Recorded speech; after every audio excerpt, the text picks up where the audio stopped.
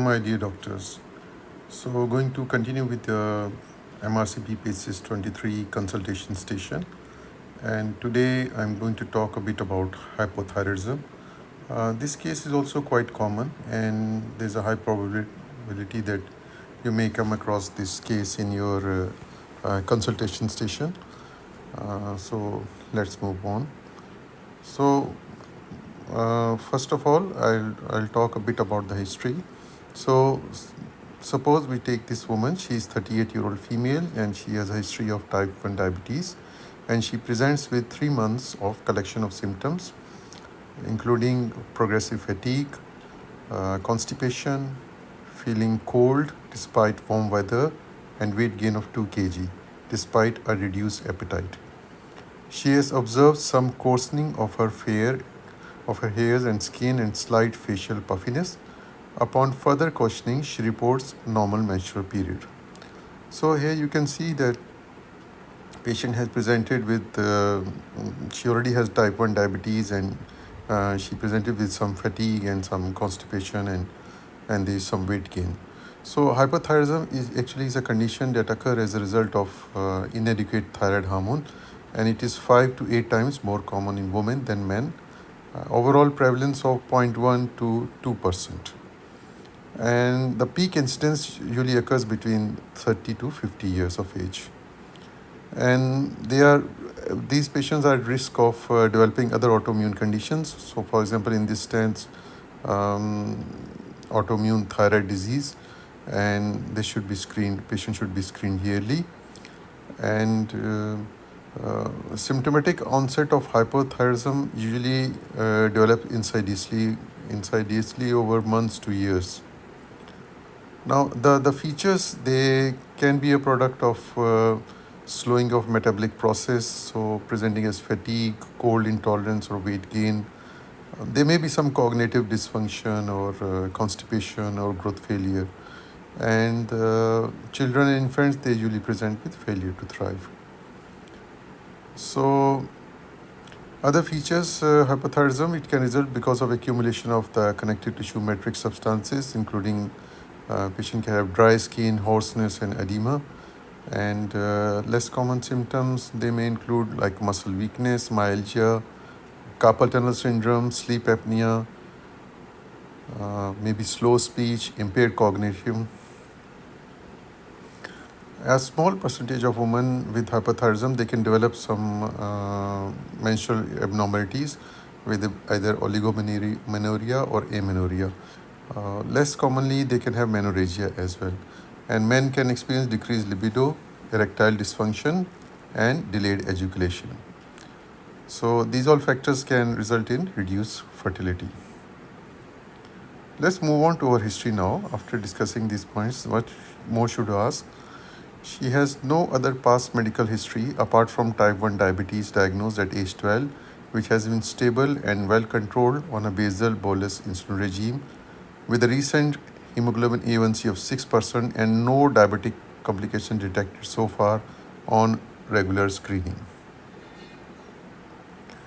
So I'd like to highlight a few more points. Usually the major cause of hypothyroidism with onset in adulthood, it includes autoimmune thyroiditis, also known as Hashimoto's disease. Besides these, other causes can be prior radioiodine therapy, previous any thyroidectomy, or prior radiotherapy to the head and neck, and postpartum thyroiditis. So central hypothyroidism is much less common than primary hypothyroidism, and it can be because of some pituitary disease, which can be either some congenital, traumatic, or drug-induced, or maybe hypothalamic disease, but that is quite rare, infiltrative, or maybe iatrogenic due to surgery or radiotherapy. Now, pregnancy is actually a known precipitating factor for Hashimoto's thyroiditis, as it causes immunosuppression due to reduced function of T and B cells. So there is a rebound in the postpartum period. So Further moving on, her family history is unremarkable only for Addison disease in her maternal grandmother. Apart from insulin, she is on no other regular medication and has no known allergies. She works in a house job and is a non-smoker with minimal alcohol intake. So here you can see we have to take a complete history, but the relevant points. So a familial predisposition to autoimmune disease can be seen in patients with autoimmune thyroiditis, and there's many susceptibility genes for Hashimoto's disease which are confirmed. And it can happen because of the hypothyroidism, also can have result because of drug therapy, either by inhibiting the thyroid hormone synthesis or drug-induced thyroiditis. So must ask about the drug history as well. Some of the examples that inhibit synthesis include lithium, iodine, amiodarone, or aminoglutathione. And drug-induced thyroiditis can occur as a result of amiodarone, interferon alpha, interleukin 2, and tyrosine kinase inhibitors. So that was all about the history. So obviously you should take the history very systematically, and you should have your own scheme that how you will follow, how you do the steps. And so like there should be a set pattern for all the patients, starting with presenting complaint and history of presenting complaint, the past history, family history, drug history, and travel history also if it is relevant, because you don't have much time. So try to just take a very to the point history and a brief history, so that and don't miss any points actually. So must take the full history. Okay, let's move on about the examination. So this patient is alert and demonstrates intact mentation. She has a height of 155, weight of 65 kg. So this one, and BMI is 27. And then you look at the dressing of the patient. She's dressed in winter despite despite a sunny day. On general inspection, she is noted to have generalized non-pitting edema, which is primarily affecting both eyelids and bilateral feet. Her skin, hairs, and nails appear dry, and on palpation, her hands feel cold to touch. On examination of her neck, she is noted to have a midline swelling with no overlying scar or skin changes. It moves with swallowing of water, but not with tongue protrusion. So, on general inspection, when we are assessing the thyroid status, take note of the body habits, whether clothing is appropriate for the weather, behavior, and mental state.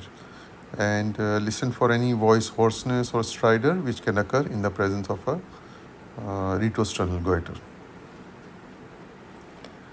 So, because of the slowed metabolism, hypothyroidism can lead to coolness of the skin and cold intolerance. Normally, the thyroid gland should not be visible. So, if a mass is observed during inspection of the neck, then just take note of the size and shape, any overlying scar on the skin, and then assess further by asking the patient to swallow some water and protrude their tongue. So remember that the thyroid gland and thyroglossal cyst, it will move with swallowing. However, lymph nodes will not.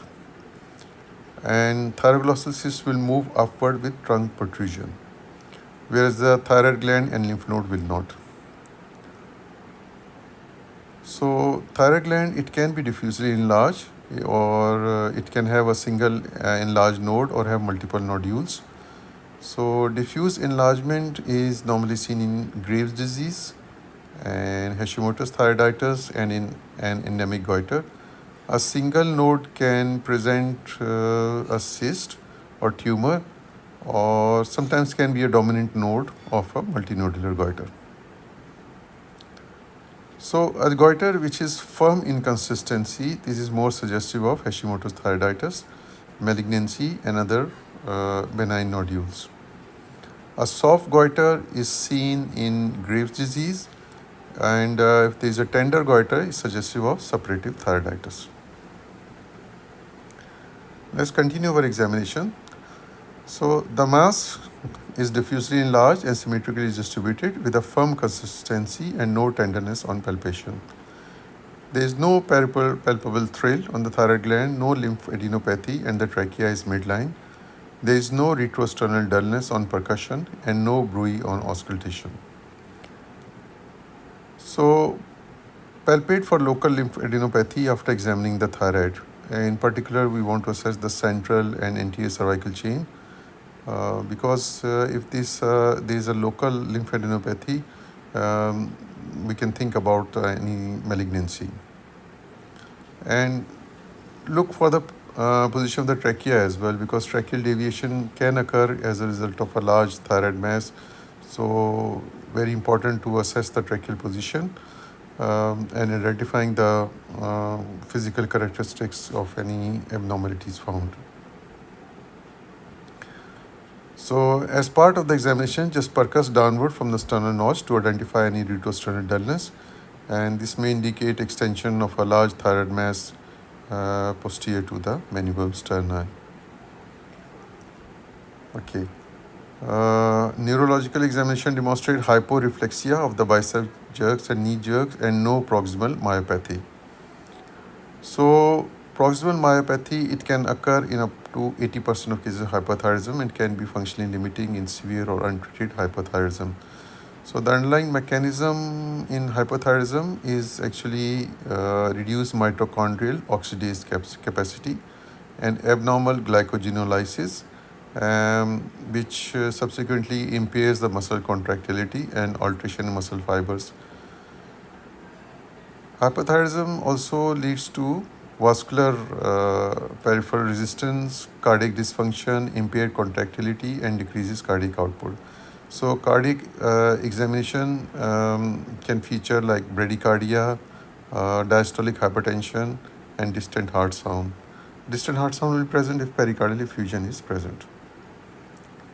So in this patient, the heart sounds are normal and she is normostensive. However, she is found to be bradycardic with a regular heart rate of 53. Other observations include respiratory rate and oxygen saturation within normal limits, and examination of other organ system is unremarkable. So remember, if there is a thyroid station, remember how to do the thyroid examination properly. So we start with the inspection, then palpation, and listen for any bruit, and palpate for any lymph nodes in the neck, and then look for the proximal myopathy. So how you look for the proximal myopathy? We can ask the patient, if the patient is just sitting, we can ask the patient to stand and then look for any weakness in the proximal muscles. So this is how the examination should be done. Now we come to the investigation. So thyroid function testing is performed with a TSH level and a free T4 level. The patient results reveals an elevated TSH and a low free T4 level, confirming primary hypothyroidism. So given this and the clinical findings of a goiter, antibody testing is performed, specifically evaluating the thyroid peroxidase antibody level. And further biochemical testing performed include a cortisol level, full blood examination, urea electrolytes, and lipid profile. So diagnosis of hypothyroidism actually is made by taking a history and performing a physical examination, and then we go to do the blood test. So initial screening is performed by measuring the serum TSH level. If it is abnormal, we assess the thyroid function further with peripheral hormone levels like free T4. So normally it's a common practice to request both TSH and free T4 upfront.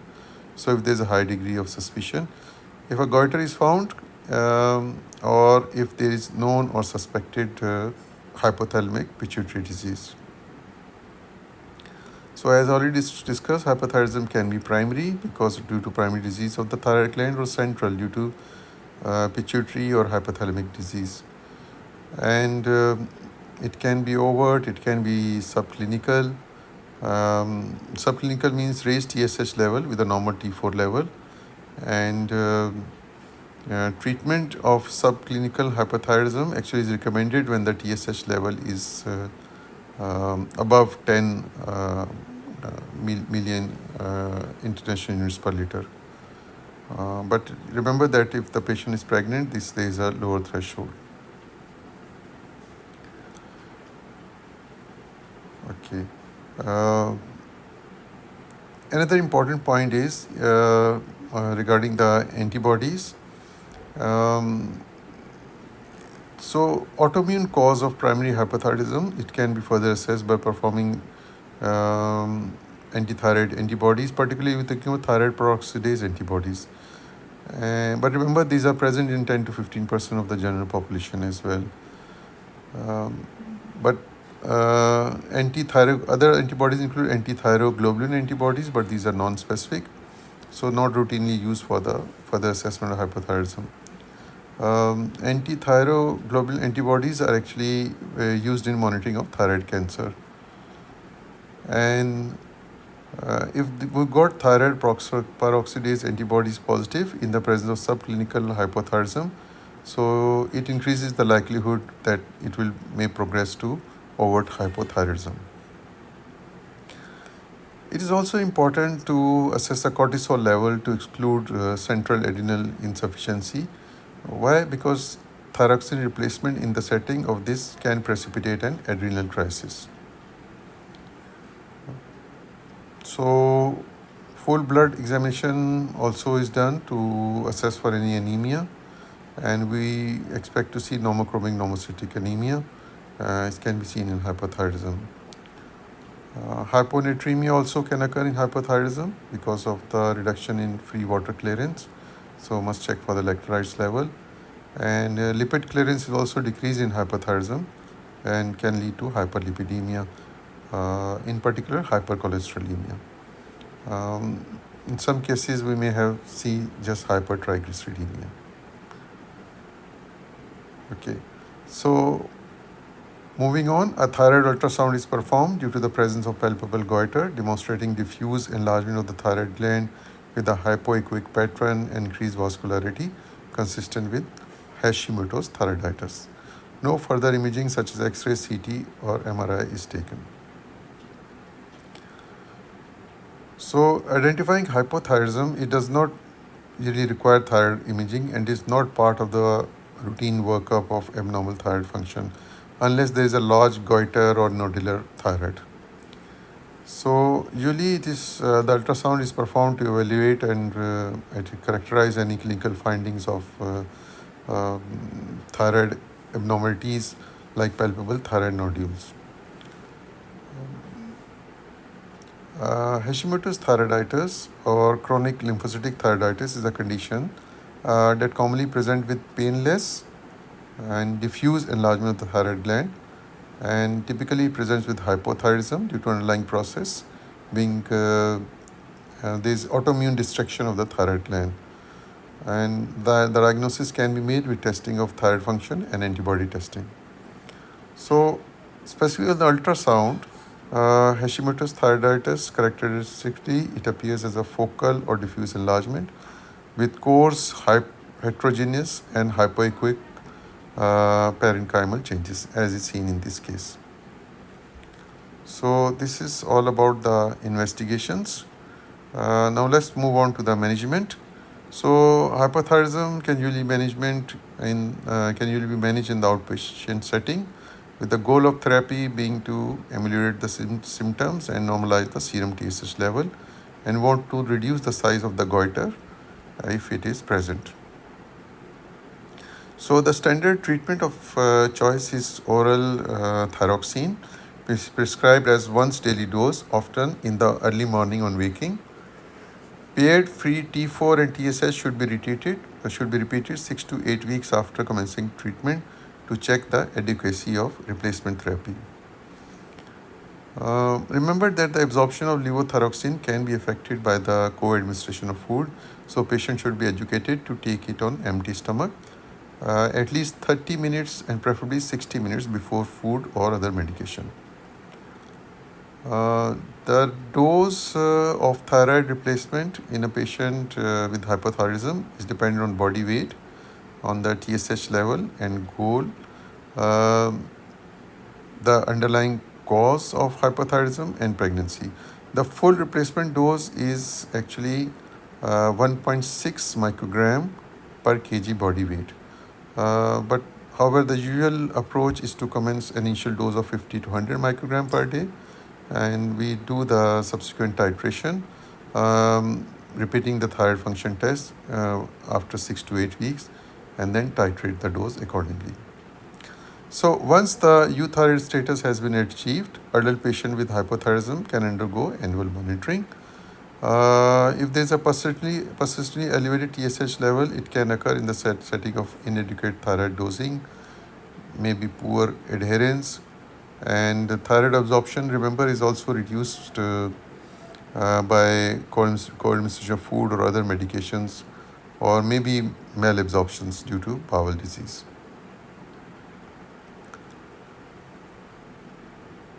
Okay, so another important point is we should educate the patient on the need for ongoing monitoring more frequently initially, and then with reduced frequency of testing once the TSH is within normal limits and remains stable. We should also provide written and verbal information on signs and symptoms of hypothyroidism and hyperthyroidism to enable the patient to look out for signs of undertreatment or overtreatment. In addition to this, inform the patient of the need for closer monitoring should there be any medication changes, or in women should they become pregnant. So it is important to monitor TSH when new medications are commenced, as we know that some medications can alter the thyroid requirement. This includes if you are starting estrogen or androgen. Other examples are rifampicin, sertraline, or anti-epileptic drugs like phenobarbital, phenytoin, and carbamazepine. And remember that thyroxine requirement also increases in pregnancy due to increased thyroid binding globulin, because it happens because of the chorionic gonadotropin stimulating the thyroid gland and placental degradation of thyroid hormone. So avoid hypothyroidism during pregnancy. It is associated with increased risk of miscarriage, preeclampsia, placental abruption, preterm birth. There may be low birth weight. So significance of subclinical hypothyroidism during pregnancy, however, it is not yet fully established. But women with pre-existing hypothyroidism who may plan for pregnancy should be informed to discuss this with their treating clinician, so that their thyroxine should be optimized. So that's all about the hypothyroidism. Hopefully this presentation is helpful to you. Just go through your notes also, and I will see you in my next presentation. Thanks a lot.